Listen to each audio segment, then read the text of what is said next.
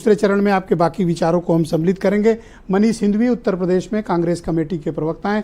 मनीष जी, मैं आपसे जानना चाहता हूं कि आज आपकी पार्टी के अध्यक्ष मंगेश यादव के आवास पर भी गए थे और आपकी पार्टी का आरोप है कि ये राजनीतिक विरोधियों की हत्या की जा रही है। ये एक बेहद गंभीर आरोप है जो एक राष्ट्रीय पार्टी के प्रदेश अध्यक्ष लगा रहे हैं। आपके पास एविडेंस हैं या फिर ये राजनीतिक आरोप?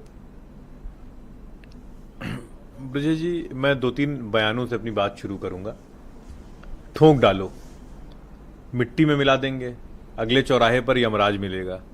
और एकदम किसी भी निष्कर्ष पे मत पहुंचिएगा। ये किसी अपराधी का बयान नहीं है, ये माननीय आदरणीय मुख्यमंत्री जी का बयान है जो सदन में उन्होंने दिया है।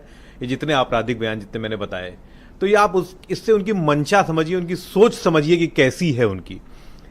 तो एक्चुअली क्या है कि हम संविधान से गवर्न होने वाले देश हैं, लोकतंत्र हैं हमें रूल ऑफ लॉ यानी कानून का शासन स्थापित करना है।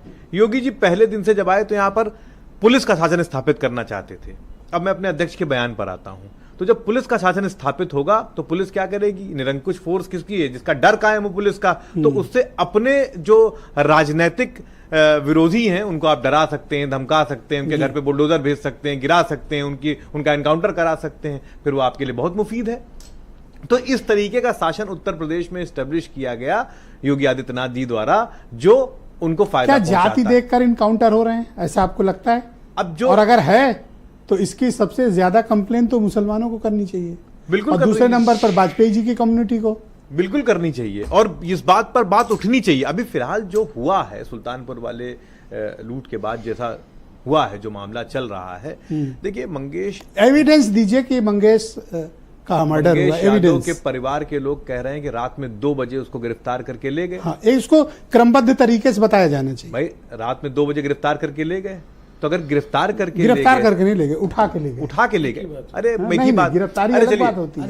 गिरफ्तारी में आपकी जवाबदेही होती है। सुनिए, हम लोग उठाने में कौन सी जवाबदेही? एक्चुअली क्या है, हम लोग जिस तरीके के शासन की बात कर रहे हैं उसमें यही सही शब्द है कि उठा के ले गए। हम जिस शासन में गिरफ्तार करके आपको कोर्ट में पेश करना होगा, तो उठा के ले गए। उठाने में कोई पेश नहीं है। और तो फिर 2 दिन बाद उसका मृत शरीर मिला, तो ये तो हत्या है।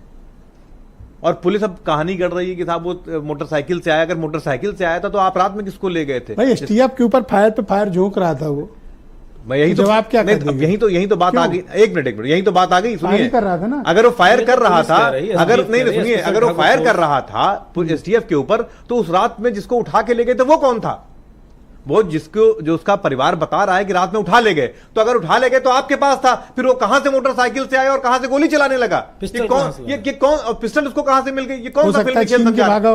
छीन के भागा? नहीं, ये नहीं कह रहे हैं वो। अच्छा, नहीं कह रहे? ये नहीं कह, वो तो कह रहे हैं कि वो मोटरसाइकिल से जा रहा था, मैनेज कर लिया हो, किसी के थ्रू गिलाओ पिस्तौल। अरे भाई वो तो कह रहे हैं, वो ये बता रहे हैं एसटीएफ में पिस्तौल मैनेज हो जाएगी। नहीं एसटीएफ संभावनाओं नहीं संभावनाएं तो आप उसको ऐसे क्यों? अरे संभावनाओं में अपनी कहानी में फंस जाएंगे। अच्छा। वो तो ये कह रहे हैं वो तो कहीं से आ रहा था। नहीं, मुझे सफाई नहीं चाहिए, मैं तो केवल पॉसिबिलिटीज पे बात कर रहा हूं। पॉसिबिलिटीज कह रहा हूं, सारी पॉसिबिलिटीज में एसटीएफ को फंसना ही फंसना है। जिस दिन निष्पक्ष न्यायिक जांच हाईकोर्ट के किसी सिटिंग जज से कम होनी चाहिए, और जिस दिन होगी उस दिन एसटीएफ अपने ही जाल में फंसेगी। क्योंकि जो कहानी वो बता रही है और जो मंगेश यादव के घर वाले बता रहे हैं, दोनों में कहीं कोई मेल नहीं है। आपके प्रदेश अध्यक्ष ने आरोप लगाया कि यह हत्या है। हम तो यहाँ मैं तो कह रहा, अच्छा ये बताइए, जिसको घर से उठा लिया गया तो आप उसको थाने में बंद कर देते, उसको कोर्ट में पेश करते। उसको अगर आपने मार दिया तो उसको तो हत्या ही कहेंगे। All right.